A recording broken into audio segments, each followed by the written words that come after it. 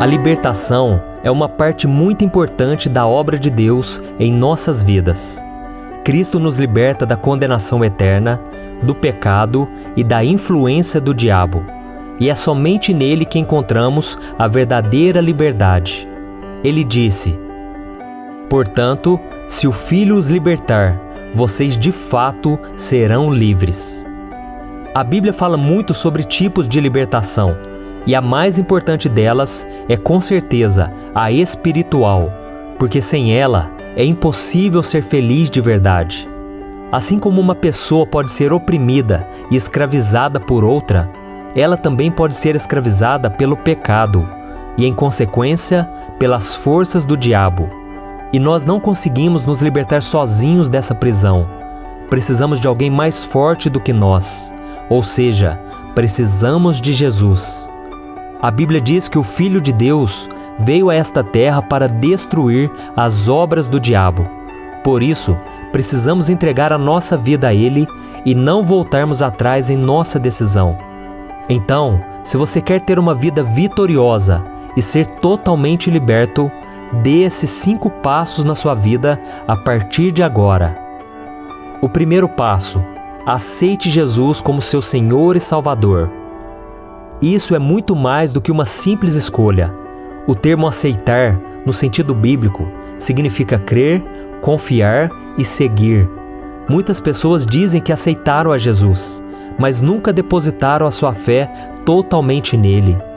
Elas afirmam que têm Jesus no coração, mas ao mesmo tempo são orgulhosas, fofoqueiras, mentirosas, guardam mágoa, inveja, idolatria e acham que não precisam mudar de vida.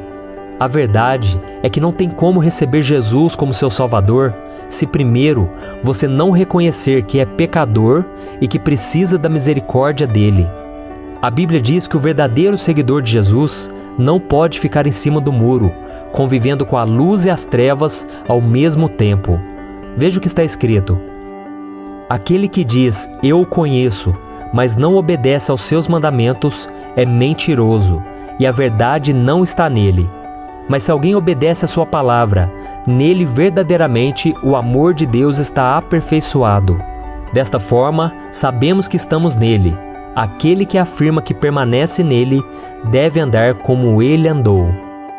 Aceitar a Jesus significa abandonar os ídolos do passado, virar as costas para o pecado e obedecer a sua palavra. Significa negar-se a si mesmo, tomar a sua cruz dia após dia e segui-lo até o fim. É confiar em seu poder, mesmo nas piores tempestades que surgem em nosso caminho, e descansar na certeza de que Ele sempre tem o melhor para nós.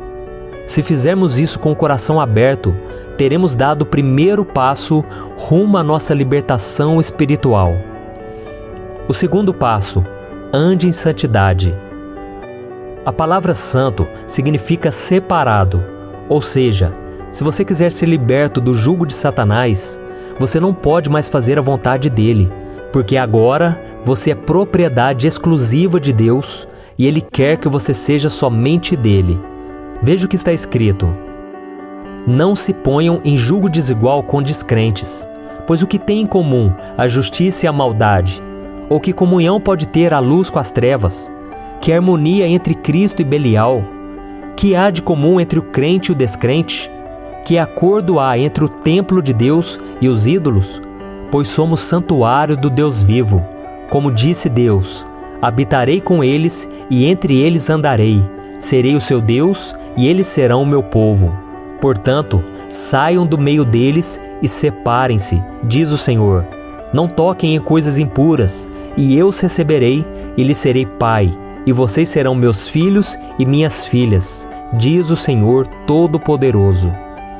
Isso significa que nunca mais voltaremos a pecar? Não, pois desde que o pecado entrou no mundo através de Adão e Eva, o ser humano é impuro por natureza. Por mais que Jesus tenha morrido na cruz para nos justificar do pecado, enquanto vivermos neste mundo, não conseguiremos ser totalmente santos. Isso só acontecerá na eternidade. Então, viver em santidade significa odiar o pecado, reconhecê-lo em sua vida e lutar para que ele não domine o seu coração. Porque se isso acontecer, o diabo irá te controlar e te levar a tomar decisões que vão contra a vontade de Deus e que vão te levar à morte espiritual. Mas se todos os dias você orar e vigiar e buscar uma vida de santidade, você começará a experimentar a liberdade que o Senhor planejou para você. Por isso eu quero te perguntar, quem governa o seu coração hoje? Cristo ou o pecado? Se você quiser ser liberto, peça perdão pelos seus erros e não deixe que o pecado te escravize novamente.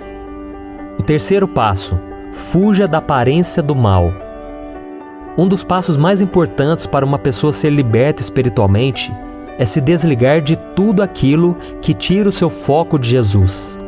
Veja o que o apóstolo Paulo disse: afastem-se de toda forma de mal, que o próprio Deus da paz os santifique inteiramente, que todo o espírito, alma e corpo de vocês seja conservado irrepreensível na vinda de nosso Senhor Jesus Cristo.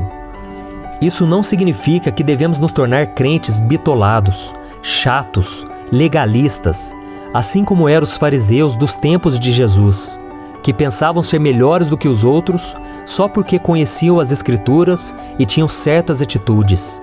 Você pode sim viver neste mundo, conviver com pessoas e até desfrutar das coisas boas dessa terra, mas deve sempre se lembrar de que o mal está em todos os lugares, inclusive no seu coração, e você deve se afastar de tudo aquilo que te afasta do Senhor. O próprio Jesus orou pelos seus discípulos, dizendo: Pai, não peço que os tire do mundo, mas que os livres do mal. O quarto passo: seja cheio do Espírito Santo. Esse é um outro passo muito importante para a nossa libertação. E para que isso aconteça, é preciso que antes você se esvazie do orgulho, da autossuficiência, do rancor, da ira e de tudo que te afasta de Deus. A palavra esvaziar significa tornar vazio, desocupar. Ou seja, devemos desocupar o nosso coração para dar lugar ao Espírito Santo de Deus. Mas se estivermos cheios de vontade própria, vaidade, murmuração, então o Espírito Santo não terá espaço para atuar em nossas vidas. Enquanto não morrermos para o nosso eu, não poderemos experimentar uma vida cheia do Espírito. Veja o que a Bíblia diz: a carne deseja o que é contrário ao Espírito, e o Espírito o que é contrário à carne. Eles estão em conflito um com o outro, de modo que vocês não fazem o que desejam.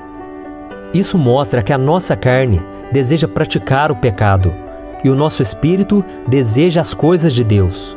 E só iremos vencer esta guerra se orarmos e renovarmos a nossa mente dia após dia com a palavra de Deus. A Bíblia conta a história de Ananias e a sua esposa Safira. Eles ajudaram a manter a igreja logo depois que Jesus ressuscitou e voltou para o céu. E certa vez, esse casal vendeu um terreno que tinha para doar o dinheiro e ajudar a manter o ministério. Mas eles decidiram ficar com uma parte do valor e não contaram a ninguém. Deus então revelou esta mentira ao apóstolo Pedro, que confrontou Ananias dizendo: Ananias, como você permitiu que Satanás enchesse o seu coração, a ponto de você mentir ao Espírito Santo e guardar uma parte do dinheiro que recebeu pela propriedade? Isso mostra que o coração de Ananias não estava cheio da presença de Deus, porque estava cheio dele mesmo. Por isso, Satanás entrou e fez com que ele mentisse. E o preço desse pecado foi a morte dele e da sua esposa Safira. E da mesma forma, o diabo tem entrado na vida de muita gente que tem abandonado os caminhos do Senhor. E só depois eles percebem o quanto custou caro fazer esta escolha. O quinto passo: ore e vigie o tempo todo. Pode parecer difícil, mas é muito importante dar esse passo para que a sua libertação espiritual seja completa. Jesus disse: vigiem e orem, para que não caiam em tentação. O espírito está pronto, mas a carne é fraca. Vigiar e orar não significa que você tenha que ficar trancado no seu quarto 24 horas por dia. Isso é praticamente impossível nos dias de hoje. porque todos nós temos compromisso no trabalho, com a família, com os amigos e com a gente mesmo.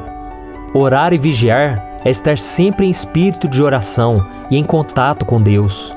Independente de onde você esteja, é totalmente possível viver dessa maneira.